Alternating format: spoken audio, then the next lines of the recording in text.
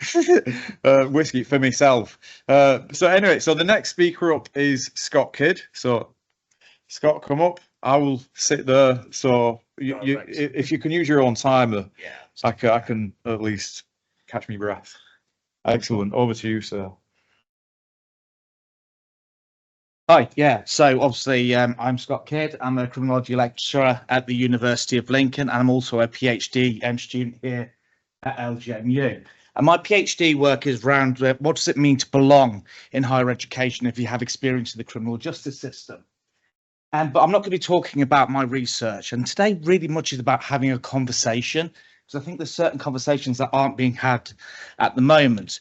So obviously central to a lot of university agendas is this inclusivity sort of agenda. And a lot of universities look towards working towards it. They also look towards it specifically when we're looking at marginalised groups. And it's a really important thing. So I'm not saying that it's not important, because it really is important, because it leads to this wonderful thing called belonging. So if you feel included in an area, you feel like you belong in that area. And that sense of belonging leads to success, okay? And that's a really, really important thing, okay? Because if you're successful within this sort of academic environment, you'll generally have better outputs, you're more likely to stay within the program that you're studying, and this will lead on to much greater success when you go sort of further on and beyond. And we see this inclusivity agenda for these marginalised groups. But what we don't see is we don't see this agenda being spoken about for individuals with experience in the criminal justice system. In fact, it doesn't feature very much. The only sort of real kind of policy things that have been brought into place are ban the box. So students don't have to declare that they've got a criminal record anymore. So they've got that kind of equality of application and that kind of thing, which is brilliant, you know, and I think that's a really, really positive notion. But it stops there. And it's, for me, that feels like a bit of a problem. So how many students do we really have, you know, that are actually within the sort of the HE sort of space that have this criminal record?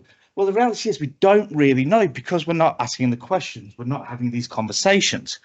But what I can say is that 1 in 5 people in the UK have a criminal record. So when we look at the general population, that's 13 million people.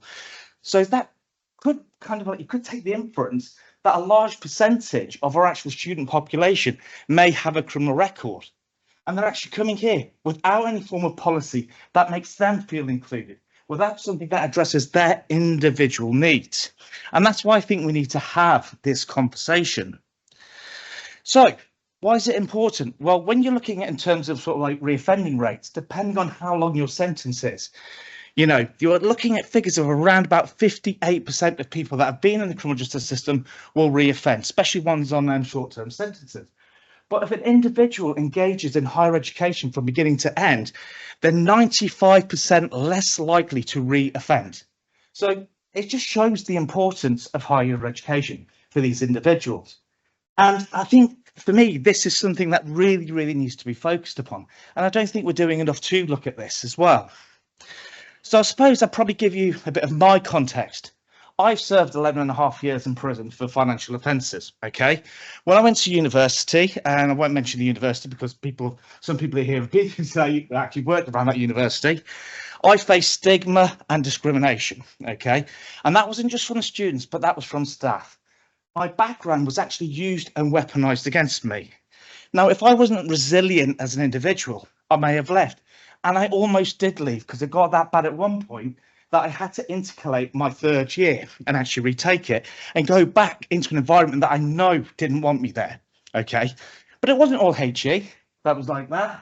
I went on to the University of Lincoln to do my master's in criminology and criminal justice, shifted away from psychology. And then obviously I've come here, obviously at LGMU. And my experience both at LGMU and at Lincoln have been fantastic. I'm now actually a lecturer there, so obviously I am included in that conversation to a certain degree. I did feel unsupported, and I felt like I did not belong in that space. But because I openly talk about my experiences when I'm teaching, I've had 13 students in the last year come to me and tell me that they feel alone, that they feel shame, that they're fearful, they feel like they don't belong. They're not even able to access careers advice and guidance, because the career system doesn't actually advise them on what's actually available to them, you know.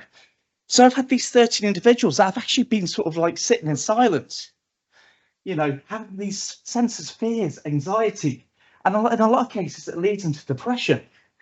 So for me, I kind of like my point of this kind of rant, I suppose, in some ways, is to say I think that we're failing our students. You know, it's not all doom and gloom, because there are certain individuals that are working in that space. Obviously, I'm one of those individuals.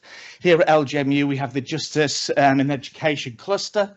Now we've got people like Helena Gosling, Helen McLennan, and various people like that, and all that kind of stuff, working with these organisations, working with the OFS, which is great.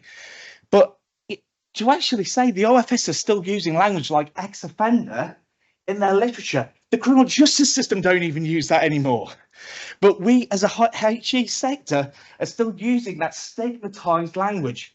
So what we're doing is we're continuing that narrative. We're actually almost kind of like saying, well, that's okay to stigmatize these individuals, but we can see the actual transformative benefits of higher education.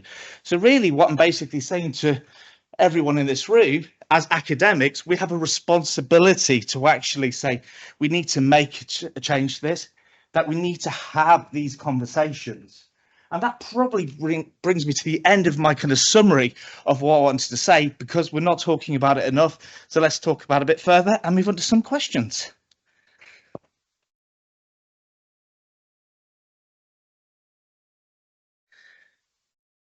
Yes. Thank you.